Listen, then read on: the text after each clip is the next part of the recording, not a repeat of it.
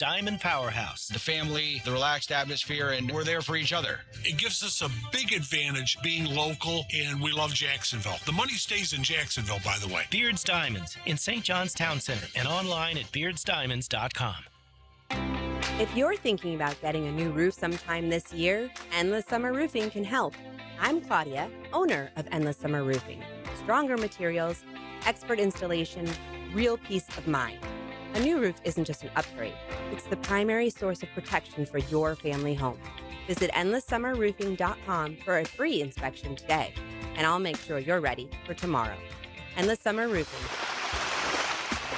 Protecting your home from Florida's endless summers. Jacksonville, you voted, and Baker Glass came out on top. The Bold City Best Awards are all about locals choosing their favorites, and you picked them for Best Auto Glass and Best Glass and Mirror Service. I'm back with Baker Glass. No one treats you better. 1010XL, presented by Farah and Farah, exclusive injury law firm of the Jacksonville Jaguars. When it's game time, Farah doesn't flinch. He's Hacker. Talk about a fried egg. I lasted about 5 minutes out there. I said, to heck with this. I'll do this in the morning. And I don't have any inside information. The lady that did it, she got in there. She made it happen. And he doesn't shy away from opinion. And I do enjoy drinking cold beer at ballparks. So if that makes me a baseball fan, then I'm a diehard baseball fan. It's Hacker After Dark on 1010XL. And a very good Monday evening to you, Jacksonville. It is Hacker After Dark, 1010XL, 92.5 FM with Aaron Williams. The Hacker Ryan Green with you. Glad you are with us. Oh, well, I say a very good Monday evening. It's far from it for a lot of us listening to Hacker After Dark. Let's just be honest. That sucked last night. That was, I went on a radio station in Kansas City earlier, and they said, describe the emotion when Iowa hit that shot with 4 seconds to go. And I said, well, for me, it was somewhere between a Gordon Soley shot to the solar plexus and getting kicked below the belt by a mule. And they paused for about 3 seconds and just started chuckling to themselves. They said, describe it. That's what it felt like. And I had the added bonus of 24 hours prior having the Los Angeles Lakers rip my heart out as an Orlando Magic fan by hitting, you guessed it, a buzzer beater, a three-pointer when Orlando was leading. I mean, unbelievable. The weekend I had. I've been a sports fan. I'm 42 years old. My first recollection of sports, honestly, is probably the 1991 Super Bowl between the Giants and the Bills. So I'm going back 35, 36 years. And I live and die with teams. I've had some horrific losses. Just awful. I think we all have. I'm going to talk more about this in a moment, but I honestly don't know in 3.5 decades of sports fandom if I've ever had a more miserable 24 hours. From a buzzer beater by, of all teams, the Lakers. And it wasn't Luka, and it wasn't LeBron. It was Luke Kennard that beat Orlando at the buzzer on Saturday night. And that was the appetizer. I didn't know it at the time, but that was the appetizer. And, of course, the entree and the dessert was last night when Iowa beats Florida. Just outplayed them. They probably deserved to win. Florida had a 2-point lead. They were going to survive. I had the tweet already. It was already typed out. I just had to hit send. Survive and advance. That's all it said.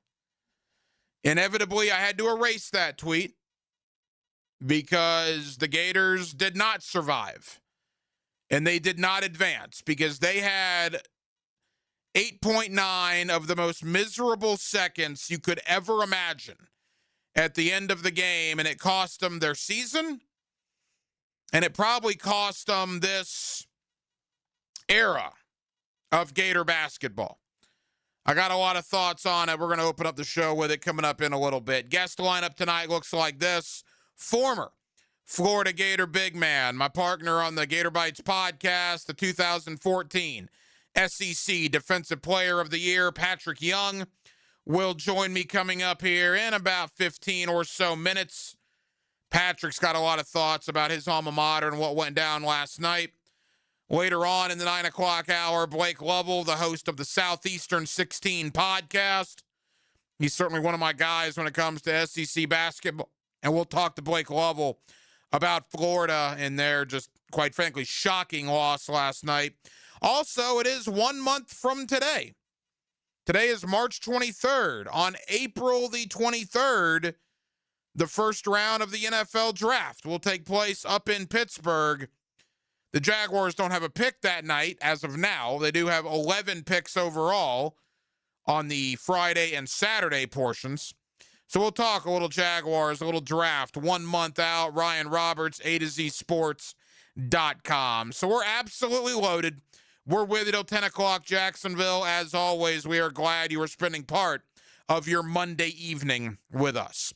Every night on Hacker After Dark, we do kick it off with a big deal of the night.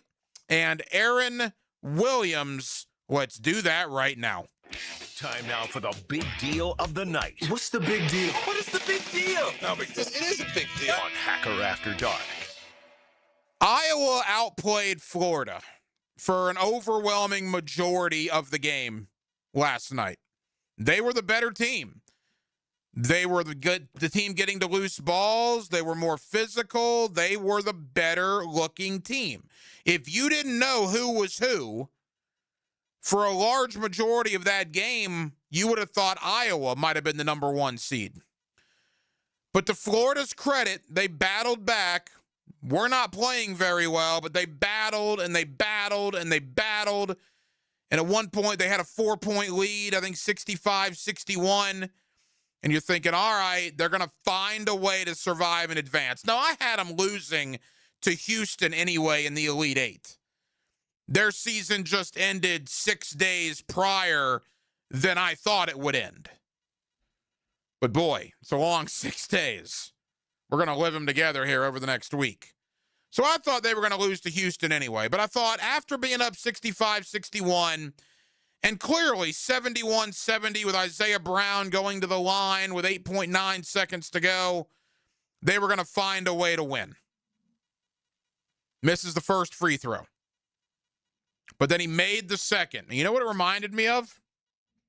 It reminded me of Denzel Aberdeen in the national championship game last year against Houston. Remember that? Florida was up 64-63. Aberdeen was fouled. He went to the line, made 1 of 2. Florida a 2-point lead. Houston had the ball. Remember that thought in a moment. Florida, inexplicably, and I love Todd Golden, and oh boy, did I stir up a hornet's nest on social media.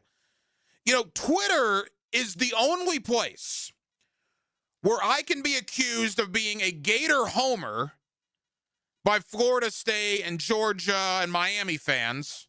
Gator homer, Hacker only sees the orange and blue goggles, whatever. And in the same breath, be absolutely ridiculed by Gator fans for my take on Todd Golden. How is that even possible? It can't be both. I either have to be a Gator homer or I have to be anti-Gator. It literally can't be both, yet I get accused of being both, which is amazing. But boy, did I ruffle some feathers talking about Todd Golden to the Orlando Magic. All Gator fans were mad. I simply said if I'm Orlando, because I went on a rant after the loss to the Lakers on Saturday night. Aaron, I was in the zone on Twitter, man. I was in my element on social media. I was ticked, and I went on there. It was bad. I went on there, and I said, get rid of Mosley, which I think they are. I want Mike Malone, I want Todd Golden, or I want Taylor Jenkins. Those are the 3 coaches I want. And because I put Todd Golden on there, all Gator fans went out to the woodwork. There was one cat on Twitter. I won't give him the credit of putting his Twitter name out there. That's probably what he wants. There was one cat that got so mad with what I said that he went back through the videos that I posted like 2 years ago He went back to February of 2024 when I talked about Todd Golden may not be the answer. For starters, anybody that takes time out of their day to find videos of me from 2 years ago, that's what makes the job all worth it. That tickled me to no end. And at the time in February of 2024, Gator fans, I believe most of you were like, what are we doing? Remember, that's the year Florida was a 10 seed after not making the NCAA tournament the year prior. It did take Todd Golden a little bit of time, but he's now one of the best coaches in America. I would love for him to coach the Orlando Magic if he ever were to leave Gainesville. Back to the 8.9 seconds. Florida's up 2. For whatever reason, they decide to press. Boogie Flan's been playing terrific defense all night. He gets picked. So now Iowa is running with the ball and dribbling the ball in front of him. Xavier Lee, I don't really know what he was doing. And Thomas Houck, I mean, what are you going to do in that situation? If he stays on the corner guy, then Iowa has a walk-in layup to tie the game, which admittedly would be better than losing it like Florida did. What's to say the Iowa guy, Sturge, doesn't pull up and take a 3 uncontested?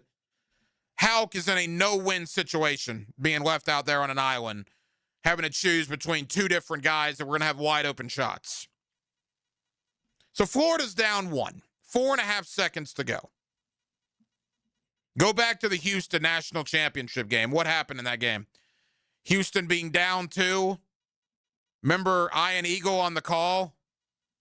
They didn't even get a shot off. Florida wins the national championship last year being up 2 because Houston never even got a shot off. Go back to last night. How on this planet? I don't care if you throw it up there with your pinky finger, if you do a hook, if you throw it behind you like you're in horse.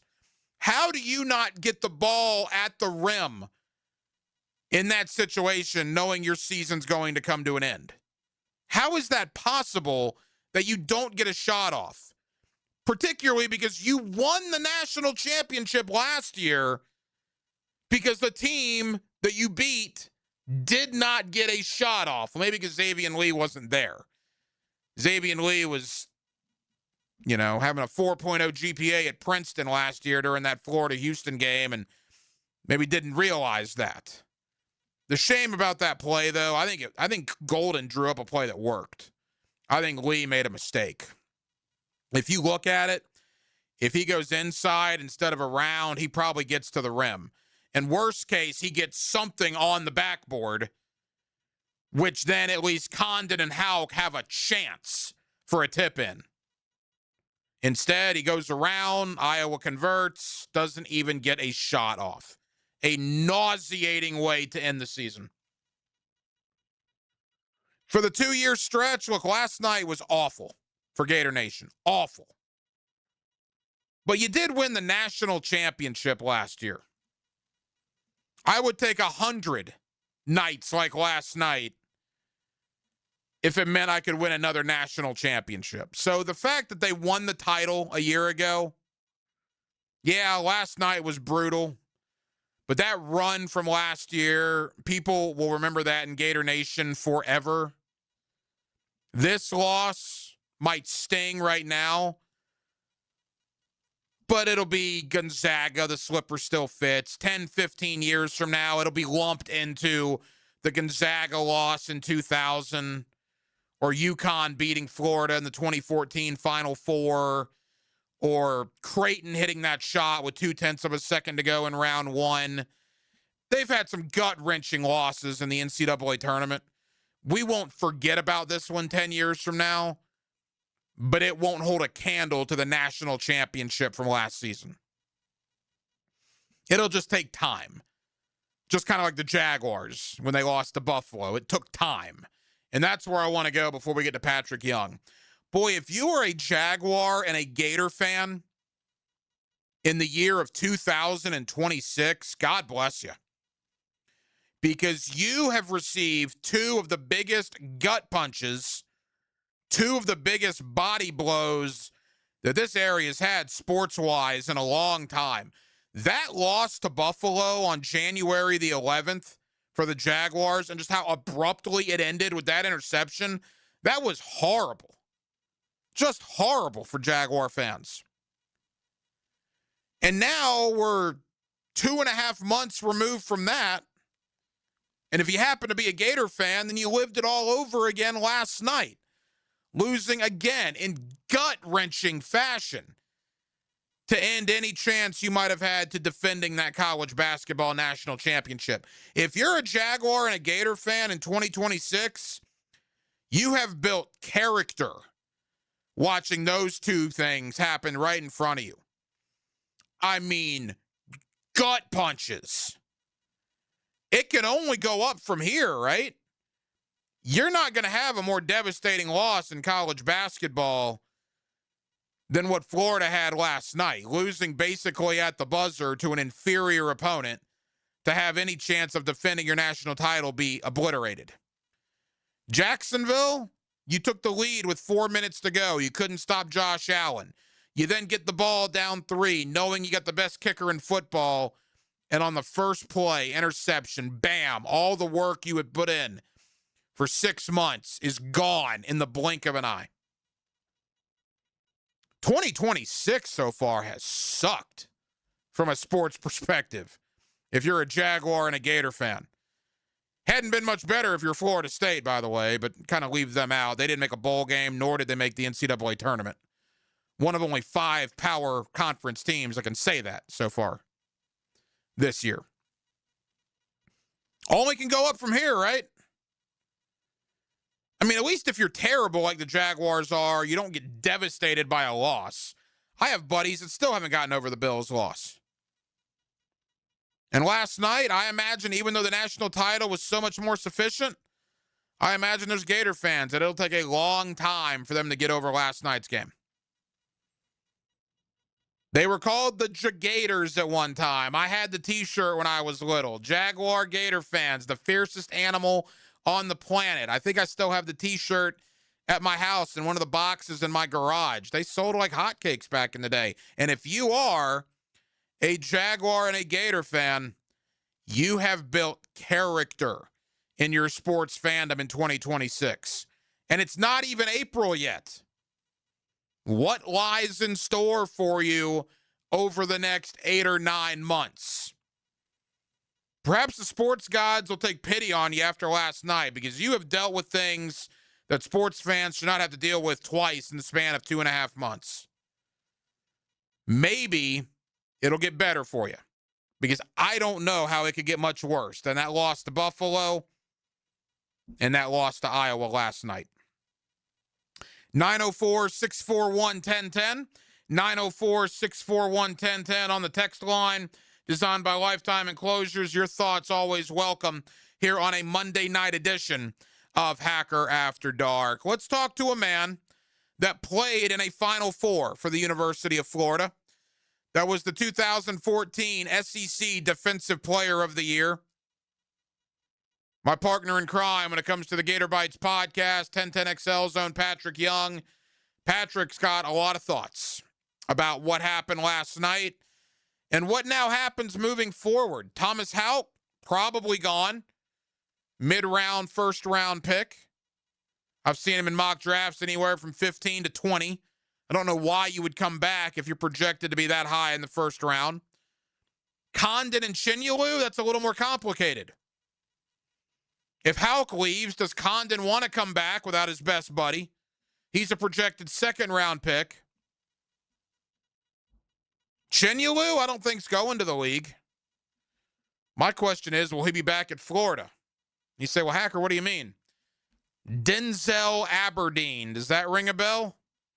Just because you don't declare for the draft doesn't necessarily mean you're coming back to Florida. If Houck is gone, and if Condon's gone, if you're Chinyalu, why would you come back? Why wouldn't you offer your services to the highest bidder in the land of NIL? Let's talk about all of it with Patrick Young next on a Monday night here in Northeast Florida. Jacksonville, we're glad you're with us It's Hacker After Dark. Streaming live from the XL Digital Studios. Polished by Harbor Dental Care, the locally owned smile restoration experts. If you are an experienced electrician looking for your next big opportunity, look no further than the Miller Electric Company, a trusted name in the industry for over 96 years. At Miller Electric, we tackle the biggest projects in the city, offering you the chance to showcase your skills on a grand scale. We believe in rewarding hard work with the best pay, top-notch benefits, and an unbeatable culture where people actually care about each other. Take your career to new heights with Miller Electric Company. Apply today at millercareers.com. Miller Electric, an equal opportunity employer. Yo, ET here. And you know that on the field, preparation wins championships, right?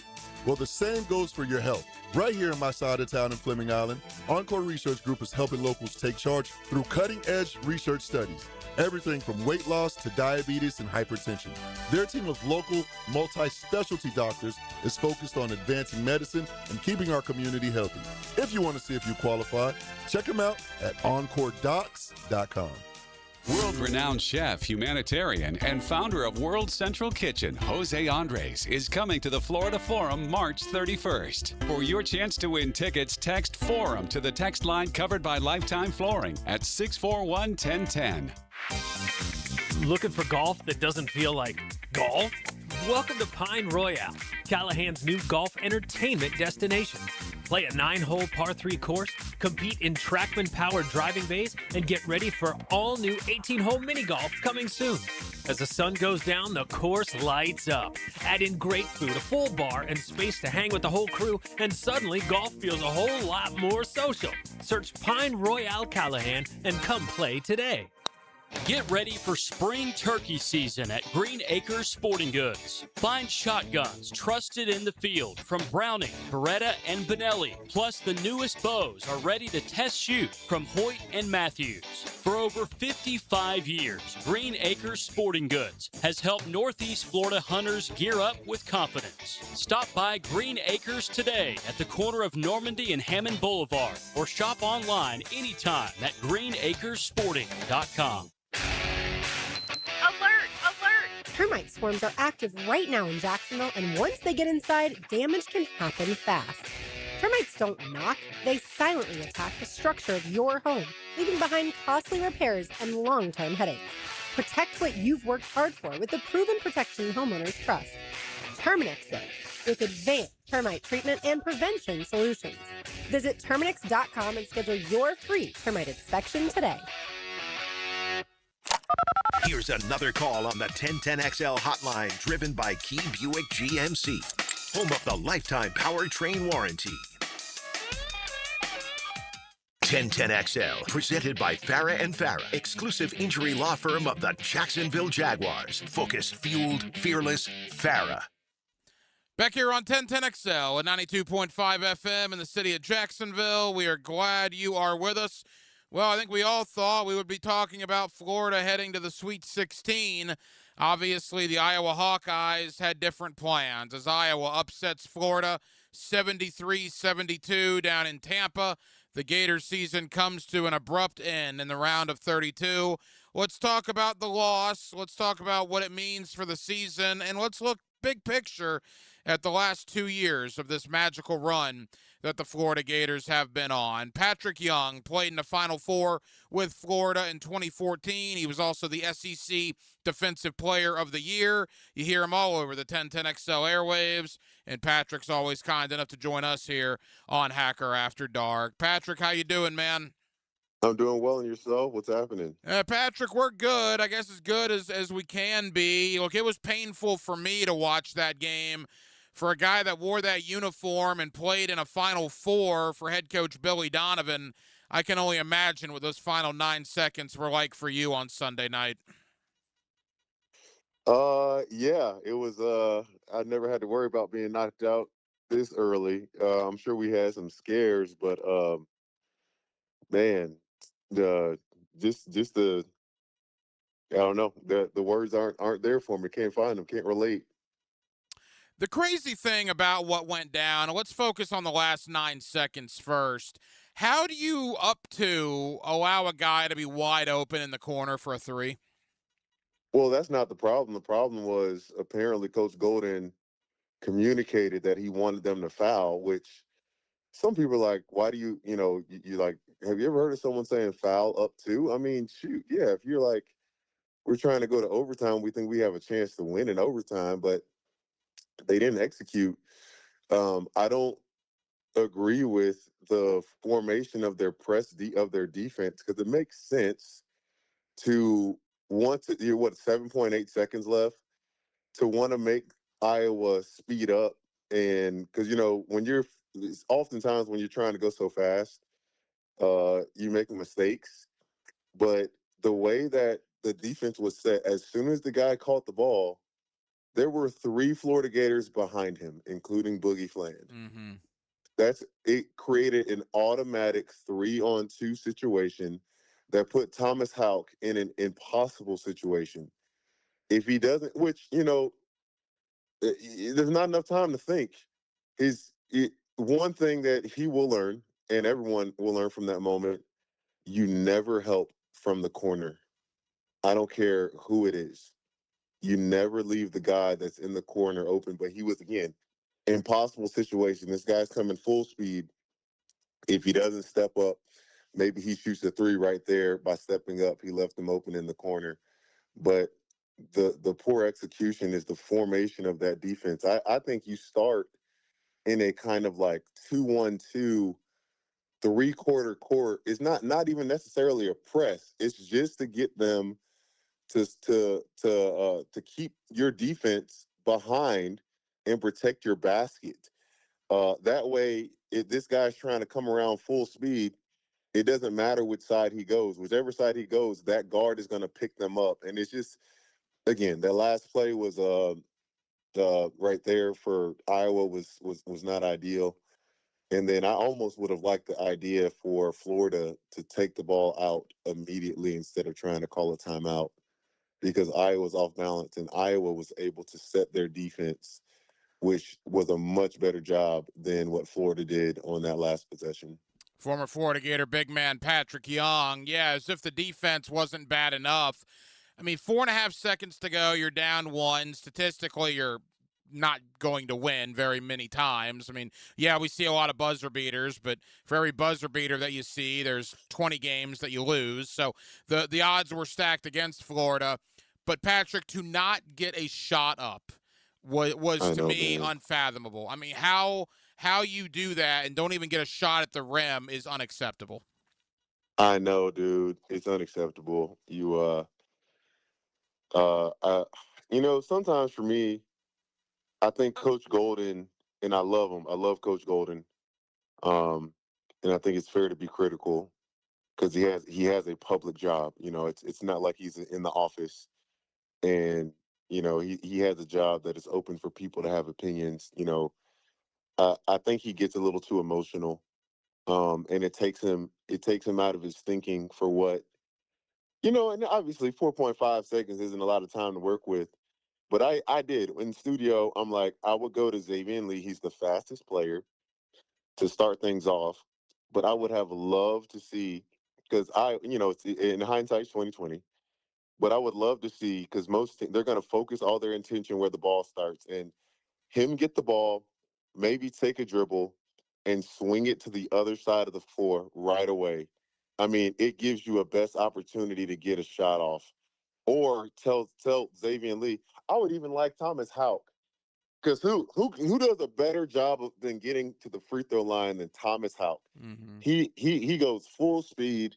Like, give him the ball and say, Tommy, I just want you to try to attack the rim. I don't care if you run through somebody, you're getting a shot up. And they wanted to get him the ball at the end. But again, I just got to point back to all the plays before that. Iowa literally came out and beat Florida in their own game. Florida finished with 30 points in the paint. Iowa had 32. Ruben Chinyelu had his worst game of the season. Just Micah didn't play well. Isaiah Brown missed the front end of the 1-and-1 that would have put the Gators up 3. So many things you can point to in that game. Ultimately, this team, after winning the regular season, never looked themselves. Outside of Prairie View, which we're not going to count that game, but they never looked like themselves again. Patrick, you played center for the Florida Gators in an NCAA tournament. You literally have been in Ruben Chinyulu's shoes.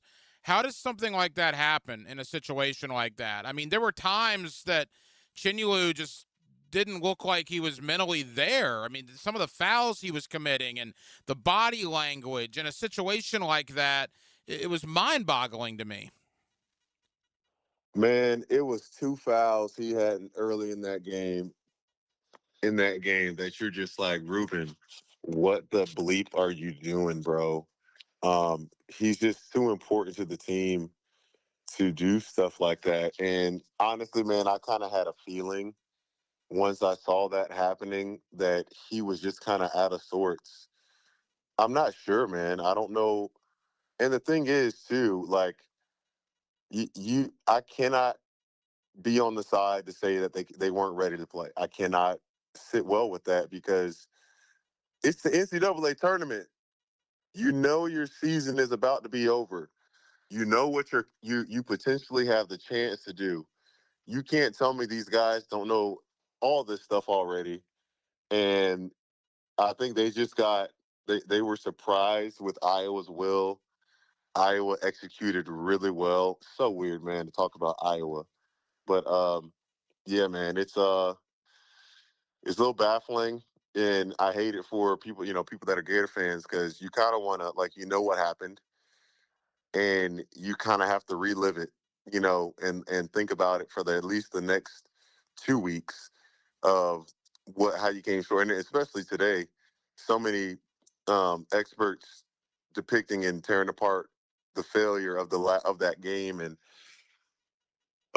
yeah, I would call it a failure. Not so much on the result, because any team can lose at this time. But look at Kansas yesterday; they didn't play their best game, but they brought that game back close against a great St. John's team and fell short at the end, which was crazy. That the kid that made the shot in St. John's, that his only bucket was the game winner, which is kind of crazy. But yeah, it was a failure of a game. It was not a failure of a season. They just fell short of where a lot of people thought they would be. Final moments with Patrick Young. I want to look big picture in a moment, Patrick, but it's going to be decision time in the next coming weeks and month or so for Condon, Chinyulu, and Houck. I think the decision's pretty easy for Houck. He's a projected middle first-round guy. I don't know why you would come back. I think it's more complicated for Condon and Chinyulu. They're projected second-round guys. But what's going to complicate it even more, and I would hate to see this, but I'm, just being honest. I mean, we saw Aberdeen last year kind of shock everybody and leave. I mean, I think there's 3 things on the table. Condon and Chinyulu are back at Florida. They say to heck with it. We'll just go be second-round picks and try to earn a roster spot in the NBA. Or could they potentially say, all right, Houck is gone. Obviously, the guards are now a year removed from being gone. We're just going to go try greener pastures elsewhere for our final college season. Man, that's a great question. And I guess the first part, yeah, it's tough to see Thomas Houck coming back unless, I couldn't see him doing this. There's a team that he knows wants him so badly, and he doesn't want to go there. Like, let's just say Utah. I'm just using it for example. Like, I don't want to go to Utah. That's the only way I could see him being like, not doing it then. But yeah, it looks like the days are over for him in a Florida Gator uniform, more than likely. I don't think the Gators could afford to pay him enough of what, nor should they really. I mean, in terms of building for the future, like, and just how expensive everything is, you kind of want to say, Tommy, look, man, we love you and want you here. Unless you're willing to take a pay cut, or make the same that you made this year, you need to go to the NBA. Alex Condon, he was projected in the first round beginning of this season. His shooting really hurt him so much. And then, Ruben has an opportunity. I think he could probably get drafted if leaving after this year.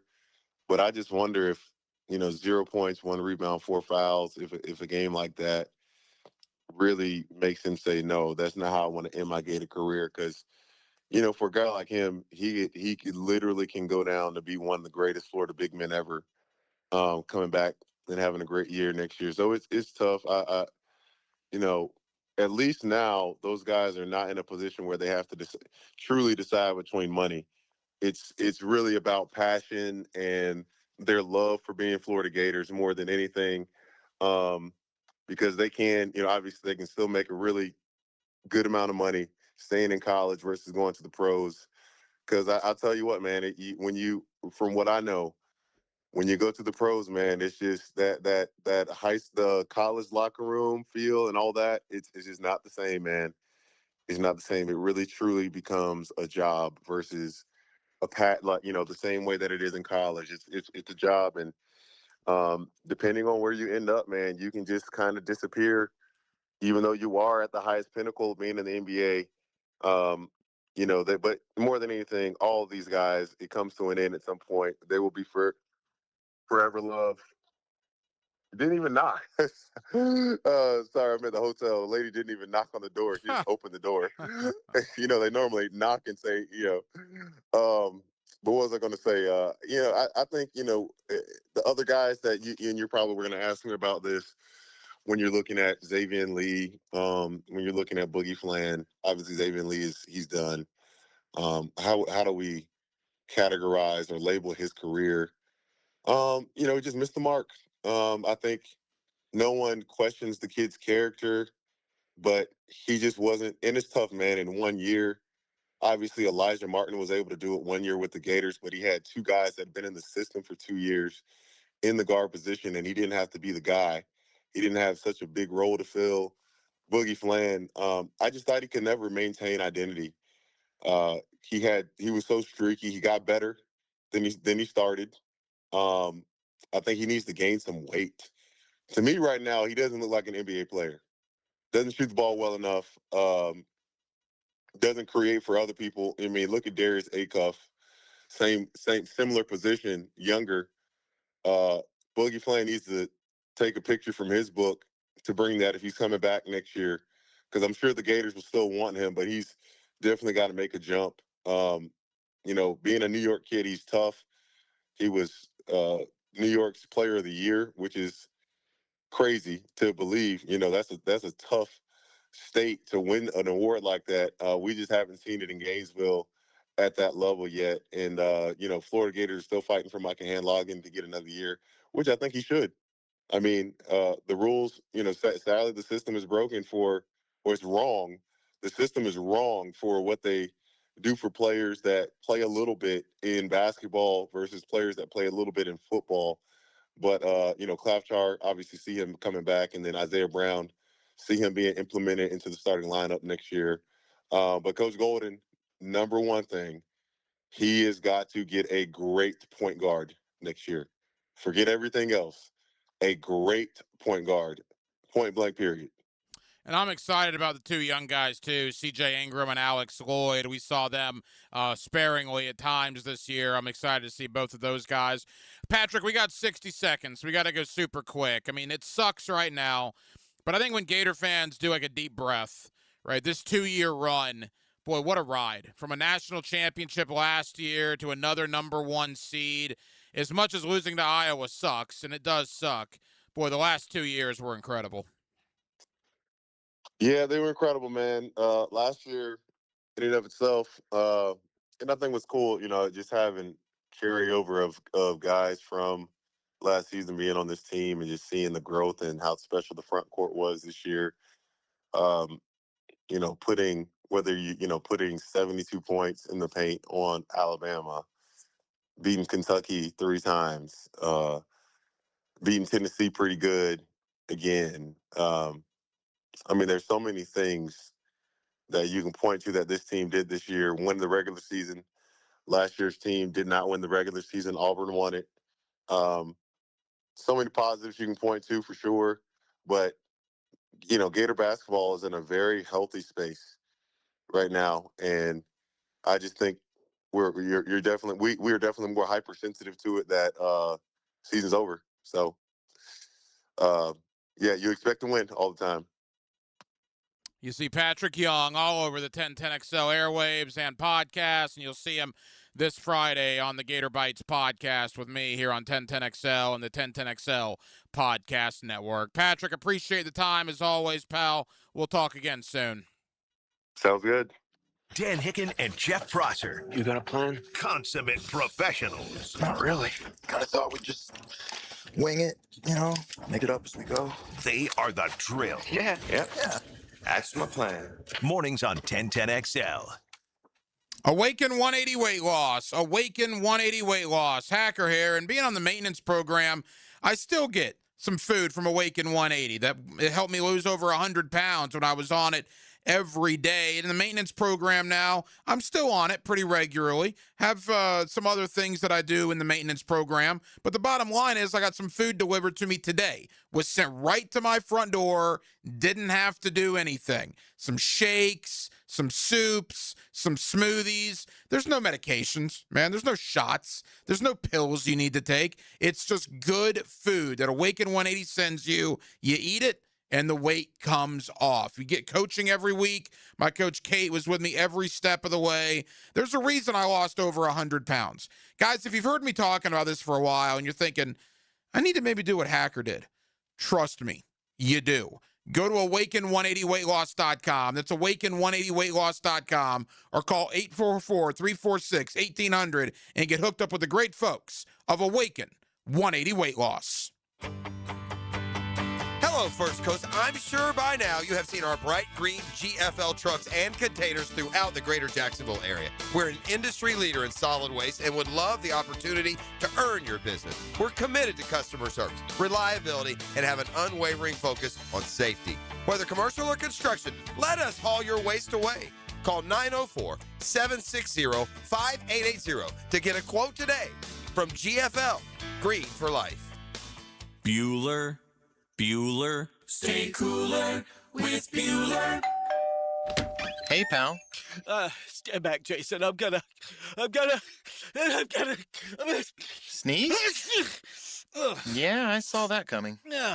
It's all this spring pollen, Jason. It's outside and it's inside my house, and I just can't stop. I can't stop. Sneezing? Okay, let me help you with that. How can you help? At Bueller Air and Plumbing, we can improve your indoor air quality with air purifiers, UV lights, and filtration systems. Every new system we install includes high-efficiency 4-inch filters that work better and last longer, even if you forget to change them. Wow, that's amazing. It's amazing. Life can get pretty dusty sometimes. If you spend all day, you could miss it. Stay cooler with Bueller. Visit BuellerAir.com.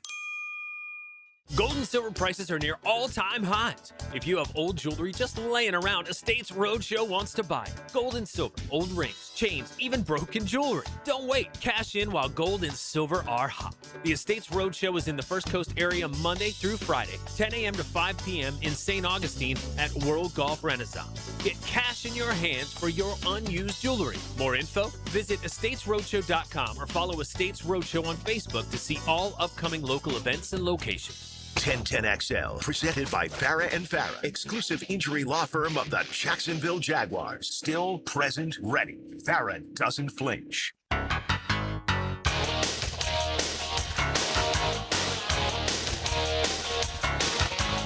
Hacker After Dark on 1010XL. Yes, it is. Till 10 o'clock. Glad you're with us. Hacker After Dark, 1010XL, 92.5 FM. So let me tell you about my sports weekend and how bad it was and what it resulted in. So as I mentioned at the top of the show, Orlando loses at the buzzer basically to the Lakers on Saturday night. And then Florida does what they do yesterday and loses to Iowa with under 5 seconds to go. So watching both of those and you know, what do you do as a fan at that point? Well, there's only one thing you can do as a family guy and as a sports guy. You say, this is a sign from above, right? That's the only logical explanation. When your NBA team loses at the buzzer to the Lakers, And then 24 hours later, the Gators get knocked out of the NCAA tournament by a 9 seed in Iowa. It's clearly a sign from above. And the question is, well, what is it a sign of? So I did a lot of soul searching for about an hour last night after the game, and I came to one conclusion, that I just simply need to go to Disney World with Little Hack, right? So that's what I did. Little Hack and myself and my wife, that's what sports did to me this past weekend. I'm just going to Disney next weekend, Saturday, Sunday, and Monday. I'm taking a 3-day sabbatical because this weekend was just brutal. And by the way, Orlando right now is playing the worst team in basketball, the Indiana Pacers, and they're losing by 10. Orlando is just a dumpster fire at this point. I was genuinely surprised. And again, I fall into this trap sometimes, and I try not to, and I've gotten better at it. Twitter is not the world, right? Twitter is a very small percentage. I mean, if you take in the amount of people that listen to 1010XL and the amount of people that listen to Hacker After Dark and the ones that I actually see respond to my stuff on Twitter, it's very small. Very, very small. But I was shocked at how negative people got towards me, Aaron, by simply mentioning, if I'm the Orlando Magic, Todd Golden is one of the guys that I call. You know, oh, Todd's not leaving, and I'm an idiot, and this, that, and the other, and it was a lot worse. One person told me something I could do to my mother, which I won't repeat. I mean, it was some pretty awful stuff, actually. It was really bad. Have we forgotten, guys, Billy Donovan, right? All the talk about him going to Kentucky, this and there and everywhere. Now, he stayed at Florida for a long time, right? I'm not saying Golden's leaving tomorrow, but if Billy Donovan left Florida, the guy's name is on the court. And if you honestly believe that a decade from now, that Todd Golden is still going to be at the University of Florida, you are living in fantasy land, because he's not going to be. I mean, if he wins, he's already won a national title, right? He's already been to the top of the pyramid in college basketball. He's been a back-to-back number 1 seeds, and he's been there for 4 years. If he happens to win another title, I mean, at that point, there's nothing else to do in college. And when you're a competitive cat like Todd Golden, the NBA is going to be awfully appealing to you. It just is. It's the itch. Calipari had the itch. Patino had the itch. Now, did it work out for those guys? No. But they went. Just like Billy Donovan went. It happens. And if he's going to go to the NBA, Aaron, I want him to go to the Orlando Magic. And I was just shocked at how negative people were about that thought. Again, I think Orlando's going to go for a more NBA guy, like a Mike Malone who won a title in Denver, maybe a Tom Thibodeau, Taylor Jenkins, the old Grizzlies coach, somebody like that. But to just simply say that I would want Orlando to call Todd Golden, and by the way, I don't think it's far-fetched to think Orlando would call Todd Golden. Why wouldn't you?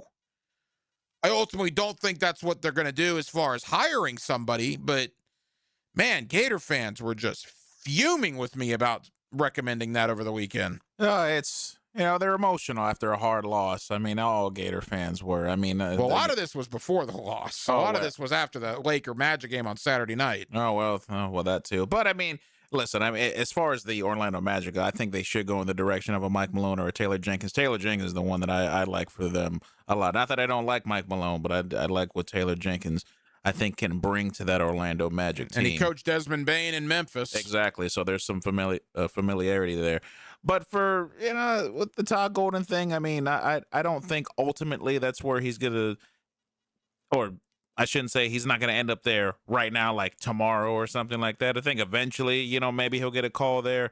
But, for your Magic, I think they'll be well intact by then, by the time he gets a call to the NBA. No, Todd, yeah. I mean, I don't know if it's going to be Orlando, and I don't think he's leaving now. But again, for Gator fans, I think Todd Golden's going to be a lifetime Gator. I don't know what to tell you.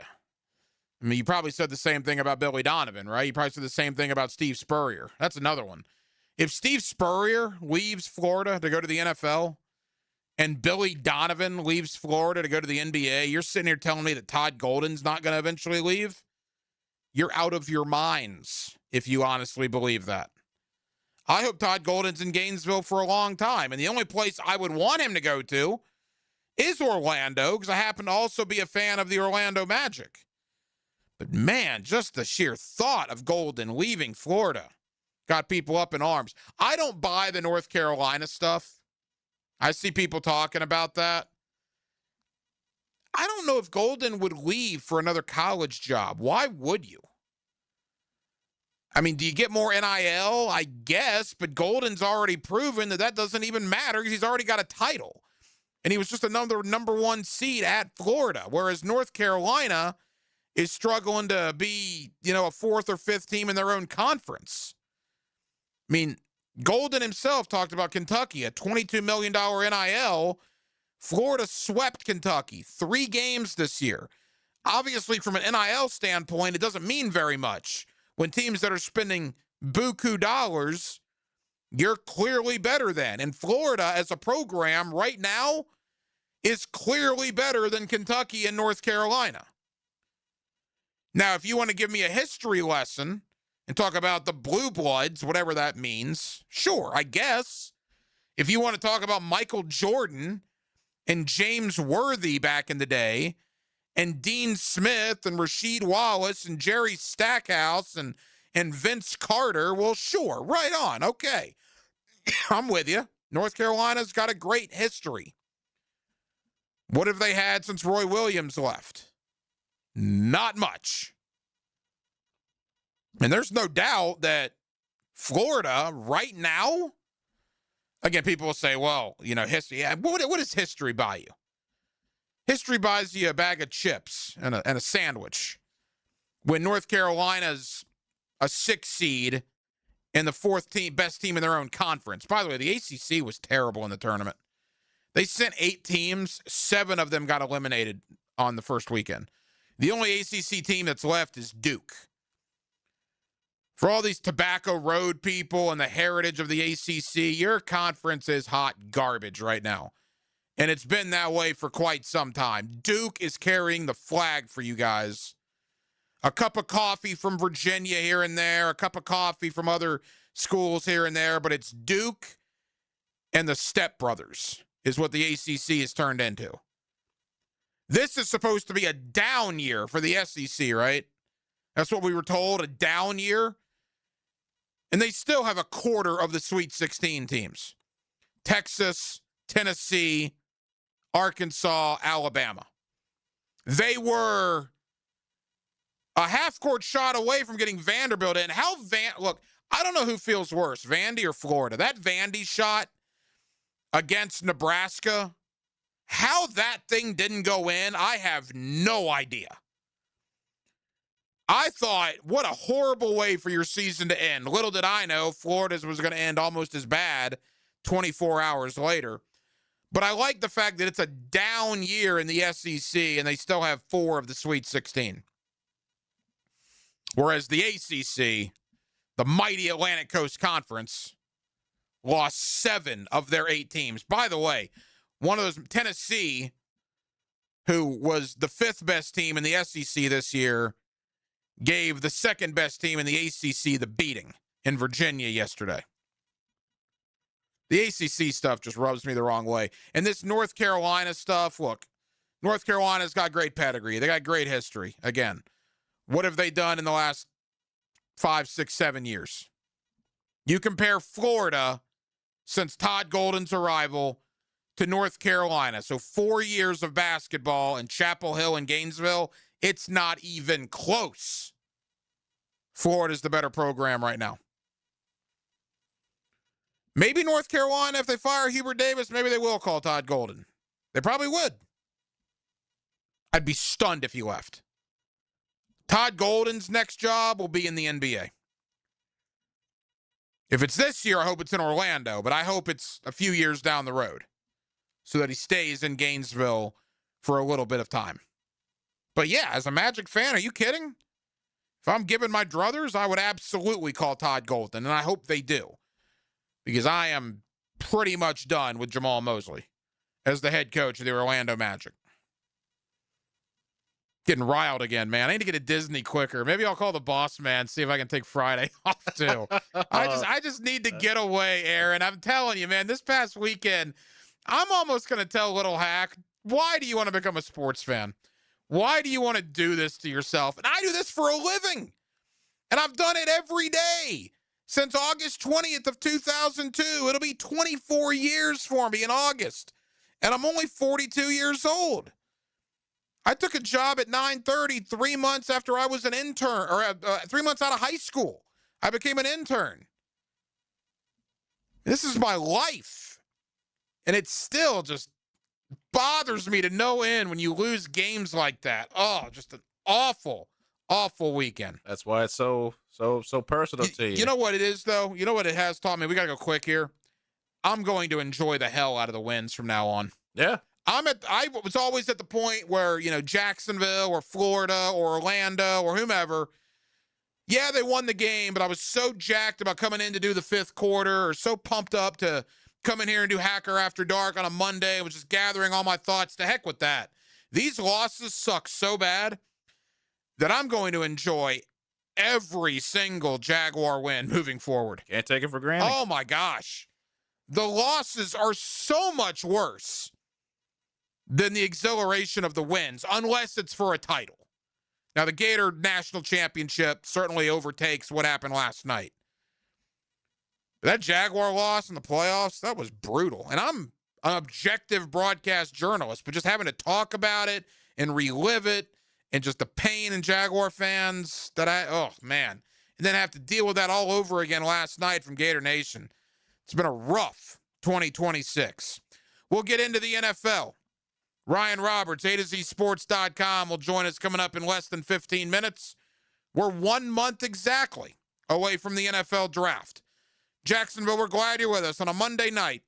It's Hacker After Dark. Short track, short stacks. Oh, Lordy, what a mess. This Sunday at Martinsville. Gonna win at Martinsville. Powered by the Plumbers and Pipefitters Local Union 234. From the station with the most horsepower, 1010 XL.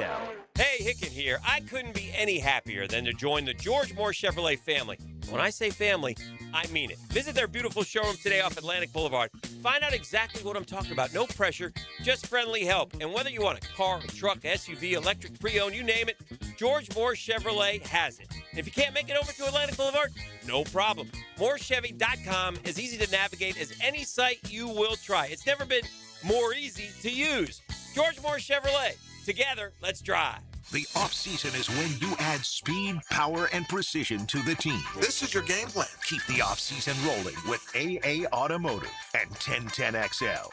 AA Automotive on Richard Street. Family run since 1954. Hey, gang, Prosser here for my friends Chad and Sandy. What are your concerns? What struggles do you anticipate when it comes time to sell your home? What is it that bothers you? What's keeping you from getting max money as quickly as possible? Well, I don't know what those reasons are, because I know they're all silly. Because Chad and Sandy have one down-to-the-line guarantee. Your home sold guaranteed, or they will buy it. It'll be at a price and a rate that you agree upon beforehand. So if you need to sell now, fast, easy, stress-free, and you need max price, then you need Chad and Sandy. The government's making moves intended to push mortgage rates lower. The last time rates dropped, we saw a selling and buying frenzy. Now's the time to prepare. It's time to call Chad and Sandy. Darcy in San Jose did. I wanted to move to a more walkable, vibrant area. Within 3 days of working with Chad and Sandy's team, I found the perfect home. They do it stress-free with a guarantee. Go to ChadandSandy.com or call 414-6200. That's ChadandSandy.com.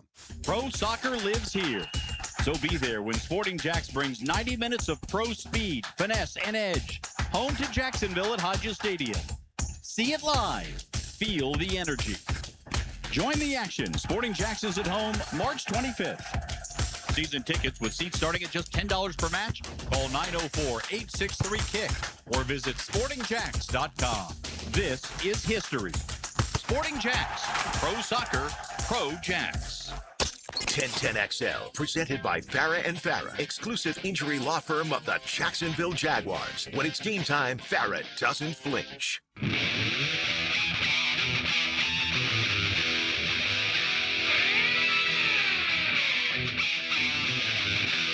This is Hacker After Dark on 1010XL. Halftime, Hacker After Dark. There was some Jaguar news.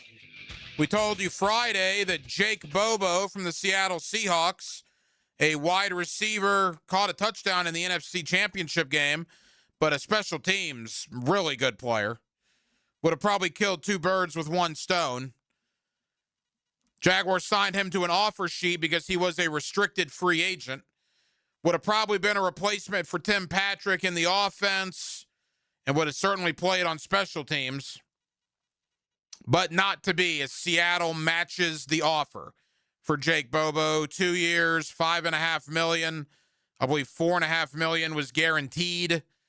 But when you're a restricted free agent, that's the whole point of it, right? You sign a contract, and the team, because you're restricted, has 5 days to match the offer. And Seattle obviously liked Jake Bobo, so they matched the offer, so it wasn't to be. So the question now is, do the Jaguars try to bring in another wide receiver in free agency, or do they wait till the draft? And again, the draft is 1 month from today. It's April 23rd, 24th, and 25th up in Pittsburgh. As it stands right now, the Jaguars have 11 picks and 4 in the top 100. Even though they don't have a first rounder because of the Travis Hunter trade a year ago, they have 56, 81, 88, and 100. And I got to tell you, I've talked to a lot of draft guys in the last month or two. I'll continue those conversations for the next month leading up to the draft in Pittsburgh. Jaguars are in a reasonably good spot. Most draft analysts will tell you that in this draft class, there's probably between somewhere 15 to 18 are the numbers that I've been told that are first-round graded prospects. After that, players 20 through about 60. Is there that much of a difference? Players 61 through 100. Is there that much of a difference? I don't know. People that study this for a living tell me there's not much. And maybe I'm just trying to make us feel better about not having a first-round pick, but I've been told day 2 is kind of the sweet spot in this draft. And day 2 is where the Jaguars have a considerable amount of draft capital. Again, 1 pick in round 2 and 3 selections in round 3. One of my guys, when it's come to the draft for many, many years, is Ryan Roberts. He's A2ZSports.com. I've had Ryan on for a long, long time. He does a terrific job. Let's talk about the departures of Devin Lloyd and Travis Etienne, what that means for the Jaguar draft outlook. Let's also talk a little base shell toot and a little Chris Rodriguez as well with a guy that's studied them all. He's done this for years. Ryan Roberts, A2ZSports.com, talks draft with me next on a Monday night here in Northeast Florida. Jacksonville, we're with you till 10 o'clock. We're glad you're with us on Hacker After Dark. Your work is unparalleled, and I'm a huge fan of the way you lose control and turn into an enormous green rage monster. Mike Dempsey on Jaguars Today, every weekday from 10 to noon. That's the best you can do! On 1010XL. I'm Frank Frangie. Life-changing is an understatement for the 180 I've seen with my daughter Amber. She's now lost over 100 pounds with Awaken 180 in just 9 months. A true 180. Not just on the scale either, in her energy, her confidence, the way she lives. And what I love about Awaken 180 is we knew it would work. It wasn't a hope. It wasn't a guess that maybe it'll work. Amber started the programming knowing this was going to be her solution. Now, you've heard stories from our hosts and clients and probably people you know personally who've reclaimed their life thanks to Awaken 180. It works for the person who needs to lose 25 pounds. It worked for Matt Hayes, who wanted to lose 40. It worked for Hacker, who's lost more than 120 pounds. And it's worked for Amber, who's well over 100. That's why I believe in it. Whatever your scale number is, call the number that will work for you. 844-346-1800 or online at awaken180weightloss.com. Once again, that number is 844-346-1800 or you can reach them online at awaken180weightloss.com. Patrick Young here, a.k.a. the Big PY, and you know I love my Florida Gators. Now you can hear my Gator basketball instant reaction following each Gator Hoops game. Look for my takes on the social channels of 1010XL, brought to you by VanguardSportsLeagues.com. Stop letting high-interest debt weigh you down. Pay it all off in days with Loan Pronto's Rapid Equity Loan. It's a completely hassle-free way to cash out your home equity with no appraisals, no paperwork, no waiting. Loan Pronto's Rapid Equity Loan uses AI-driven technology to get you approved for cash in as little as 1 day with a rate that's at a 3-year loan.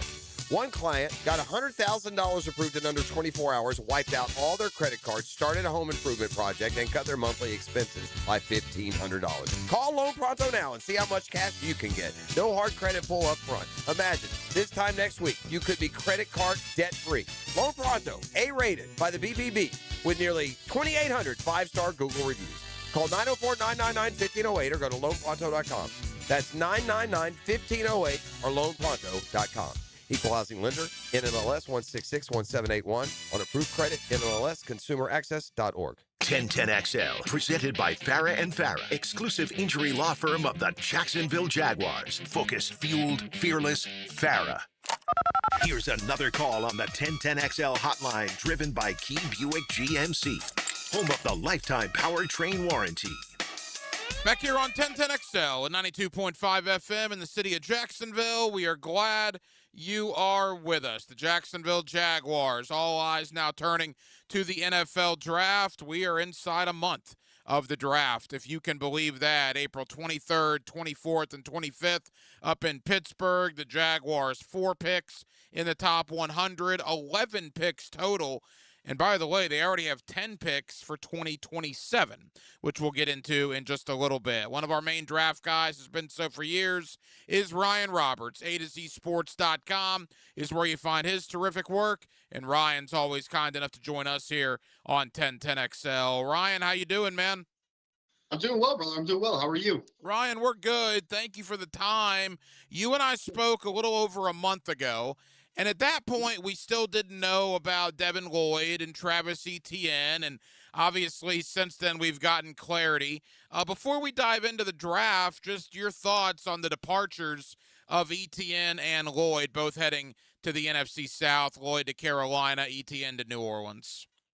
Yeah, I mean, I have kind of mixed feelings on it because I know, obviously, those players have done some very good things during the course of their career at different points. And I know obviously Lloyd had his, a good year this year, and Etienne has had sprinkles of good, sprinkled of injured, sprinkle of not great. So he's been a little bit up and down during his career, but they've still been obviously good football players for the most part during their Jaguars tenure. I honestly just think that this is a case of 2 positions that you consider to be non-premium positions that you don't want to overpay at. I mean, it's kind of the best way that I would put it. You're a running back, you're a linebacker.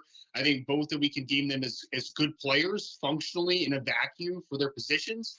But I do think that there might be some conversation of positional value and what positions you definitely want to overpay or to pay above market. So that's kind of what I would deem it as. And obviously, again, with a Travis Etienne, he's been banged up a little bit. He's been a little bit up and down. And then obviously Devin Lloyd's been very up and down throughout his career, even though he ended well this past season. So I just think it was just the market of premium versus non-premium positions. And it's unfortunate because now you have a couple, I don't want to say newer needs because you kind of thought that Travis Etienne was probably leaving for one. But I do think that now it becomes a little bit more finite of what positions the Jaguars are going to look for in the 2026 NFL draft. But the positive note on that is that both those positions, well, I should say specifically for linebacker, it is a draft where you can find quality at the position. So I do think there's possibilities to find relatively good replacements at maybe a cheaper value as well. And I want to get into those replacements in a moment. But quickly, General Manager James Gladstone made some noise here about a week and a half ago now, when he was talking about the idea of compensatory picks. You let Lloyd, you let Etienne walk, Greg Newsome as well. They got compensatory picks for all three guys, and obviously a lot of teams do that. The Rams have done that for a long time with Les Snead, which is where James Gladstone probably learned that from, and that got some attention nationally that the Jaguars were, loving the fact they're getting comp picks and not necessarily wanting to maybe re-sign Etienne or Lloyd. What was your thought on that? I mean, I think if you believe in yourself as an evaluator and as a drafter, I completely understand the ideology there, because you already made the point, like coming from kind of the Rams ideology for a second, the Rams have always hit on day 3 draft picks. And I know that when you're talking about that in terms of like those later comp picks or just as comp picks in general, being able to have a high hit rate, it is a little bit troublesome from just like the general public perspective, because you're going to look at it and say, I need proof in the pudding of like, are you able to refine that talent to be able to supplement losses? But I do think that just speaks probably to Gladstone and the staff's I would say that they have confidence in their ability to find those replacements, right? And I think that when you let an Etienne go, when you let a Devin Lloyd go, you are clearly saying that those positions are not ones that we want to overpay, and we think that we have the capabilities in our scouting staff and their decision makers to be able to find replacements. So I understand why it would like rub some people the wrong way in terms of like proven commodities versus a hypothetical. But I do think if you are good at what you do and you trust your scouting staff, I mean, the Rams have been the most unconventional team compared to pretty much anybody, because they have mortgaged those early round draft picks, and they've let some players walk at times because they have pretty consistently found Kyron Williams in the 5th round, Puka Nacua in the 5th round, Cooper Kupp in the 3rd round. They found John Johnson back in the day in like the 4th or 5th round. Like they have done a really good job of supplementing and betting on their scouting staff. I just really think for the Jaguars, it's going to come down to, are you able to find and replenish that talent based upon your scouting staff? And we'll see if it's an ideology that can work in Jacksonville. Ryan Roberts, A to Z Sports.com. Yeah, the Jaguars right now, 21 draft picks over the next 2 drafts. But as we know, they spent a 4th and a 6th rounder to get Jacoby Myers in a trade last year, a 6th rounder for Tim Patrick. So James Gladstone has proven he will wheel and deal with some of those picks if he wants to bring in some veteran-type players. To the Travis Etienne part of this first, Ryan, we know Bashal Tutin. We know with Quint Allen Jr., and the Jaguars also went out and got Chris Rodriguez, a guy in Washington who averaged 4.5 yards per carry last year, had 500 yards on the ground. And in talking to people in Washington, they really don't know why Cliff Kingsbury didn't give him more opportunities in 2025.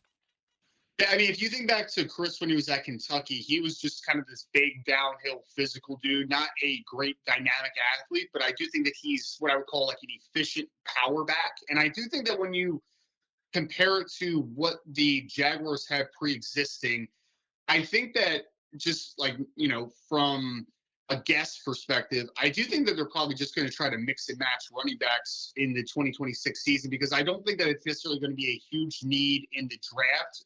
For me anyway, I that's what I'm projecting, because it's not a great running back draft in general outside of Jeremiah Love at the top. I mean, you could find value with guys like Jadarian Price and Mike Washington and some of those guys, at different points on day 2.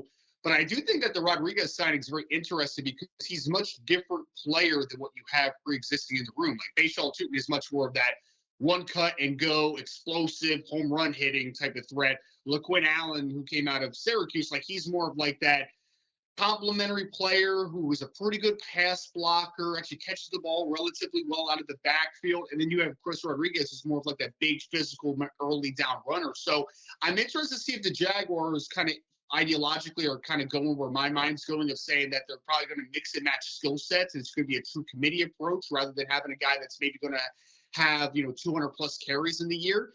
I think they might kind of just mix and match skill sets, and for Rodriguez to be kind of that early down runner and let Tutin and guys like that be kind of change of pace backs off of his early down volume, I do think that it's kind of an interesting just kind of plug and play of a committee approach potentially for the Jaguars here. Couple more for Ryan Roberts, A to Z Sports.com. When you talk about Devin Lloyd, Ryan, the guys that are on the roster are Ventrell Miller, Jack Kaiser, and Branson Combs.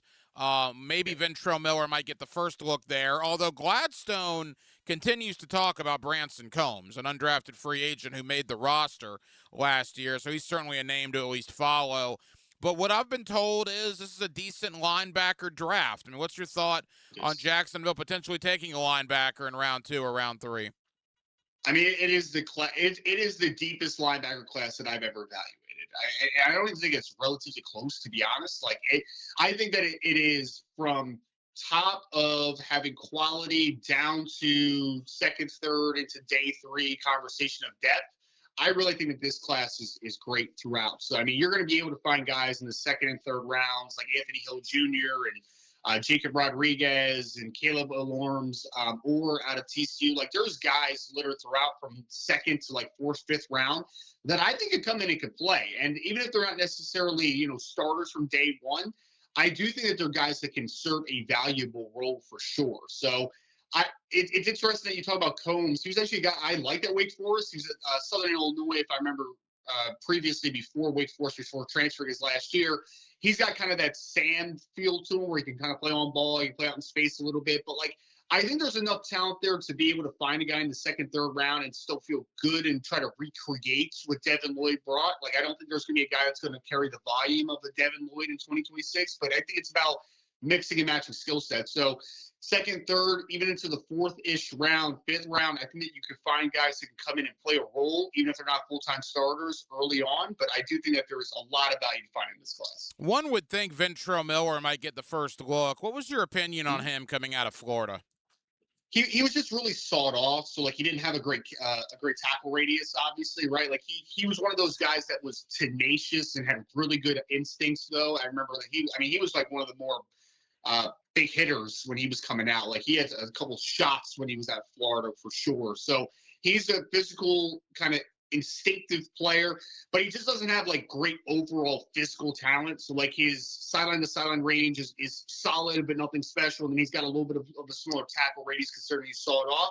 But I think as an early down physical inside linebacker, I think that he could play a role. But I do think that if he is your starting inside linebacker, I think you definitely need to have some depth behind him to kind of mix and match skill sets, because I just don't ever think that he's going to be a guy that's going to play great in obviously pass situations. I don't think he's a guy that's going to be an every down linebacker, but I think he could serve a role in kind of a platoon opportunity, if that makes sense, an inside linebacker. Ryan, there certainly does appear to be issues with the interior defensive line for Jacksonville. I would think that's got to be one of the places they're looking at pretty early in the draft. A couple of local guys, Daryl Jackson out of Florida State. I see him mocked to Jacksonville a lot in the 3rd round, roughly. And then Caleb Banks, I don't believe Banks will get to 56, but with that injury now with the foot, I mean, if he gets to 45 or 50, I wonder if Gladstone might be on the phone at that point. Yeah, I mean, I think he should be if he gets to that point. It's going to be fascinating to see what Banks ends up because I do think he's going to end up in the 2nd round, because, I mean, now that's the 3rd different issue that he's had with the same foot now, because obviously he had it hurt him in the early portion of the season. He came back and then he had to get a surgery on it because and then he ended up coming back later in the season, which I think was that was a personal decision. I think everybody would have understood if he would just kind of shut it down, but then he hurts himself again, during that combine sequence. And so we're talking about a recurring foot issue with a guy that is 6'6", 330 pounds, right? So that's unsettling to me. That's like a big man in basketball that has foot issues. It's scary for me when a big guy has those types of injuries. But I do think that in a 2nd round conversation, I'm taking that gamble all day, because I think that he could be John Henderson. That's who he reminds me of, right? And obviously Jaguar fans will remember John Henderson because he was awesome for quite a bit of time for the Jaguars. So I think that is a value that you take all day, and he possibly could be somewhere there in the early to mid 2nd round. It's very possible. So he's super interesting. Daryl Jackson, to be honest, I just wanted more from Daryl Jackson. Daryl Jackson is a very interesting, talented interior defensive lineman. He's obviously massive. He's super physical. But for whatever reason, I just feel like he didn't really improve a ton over the last couple years. He's kind of just stagnated a little bit. Still a useful player, will be a potential starter on the interior defensive line. So I think both those guys make some sense. I feel like I keep gravitating towards Grayson Holton. If I could just throw one more name out there in the 2nd or 3rd round, the Oklahoma defense tackle, he's completely different than those guys. So those guys are massive, physical, kind of play between 1 and 3, depending on your system. Grayson Holton's more of that pure gap shooting, 290-something pound defensive tackle. But I really do think that there was a lot of value at defensive tackle on day 2. So if it's like one of those 3 guys, I think they're super interesting. But I agree with you. If Caleb Banks is falling and he's in the 40s, I would not be surprised if a few teams, maybe the Jaguars included, would be a couple teams that would have some interest in potentially moving up, even if you're a little bit worried about the foot stuff. Hey, Ryan, final question. You've put out a ton of mock drafts and will continue to do so with your work with A2ZSports.com. In a lot of your mocks, what is your thought on Jacksonville? Because the thought here, anyway, is that it's going to be a pretty heavy defensive class. Yeah, I mean, I was actually looking at. I just did a 2-rounder the other day, so I obviously didn't get to the later part of day 2. But I again, like Grayson Halton was a guy for Oklahoma that I had at defensive tackle. I think that is definitely a spot like in the day 2 range that I think makes a lot of sense for Jacksonville, like for like a lot of teams, because I think that I think it's mostly a defensive heavy class in this year. Like I think that we have a great safety class. I think we have a great linebacker class. I think quarterback class is deep as well. Defensive tackle class, there's not a ton of true 3 techniques, but there's a lot of really good noses, and then it's a solid edge group as well. So I think it's a pretty strong defensive class in general. So I think a lot of teams, Jacksonville included, would be interested in that market because, I mean, you feel good about – I know we talk about the running back, and maybe they value that somewhere on day 2. Who knows? But I really do think that you have a lot of building blocks on the offensive side of football that you feel good about with Trevor and the step he took last year. I think defense, just trying to solidify that interior defensive line, second level, and then just finding depth throughout. I really think that should be the priority for the Jaguars. But I feel like every single mock draft, it's been second rounds. I think it's they had 56 overall. I give them the defensive tackle nearly every time. So definitely defensive heavy to start this class conversation for them. Yeah, and to their credit, they don't have a first rounder, but with that trade with Detroit last year, they do have 4 in the top 100 and even 5 picks in the top 124. That's not a terrible spot to be in this year's draft. Ryan Roberts of A2ZSports.com. Ryan, tell the good folks here in Jacksonville about your draft coverage and, for that matter, your college football coverage and what they can expect on the website. Yeah, I mean, like you said, I've been doing way too many mock drafts recently, but, we only have a couple weeks of shelf life until mock drafts don't matter anymore, until we flip over to the 2027 NFL draft. So A2Z Sports, we have multiple multi-round mock drafts every single week, even outside of myself. We're doing team-centric drafts as well.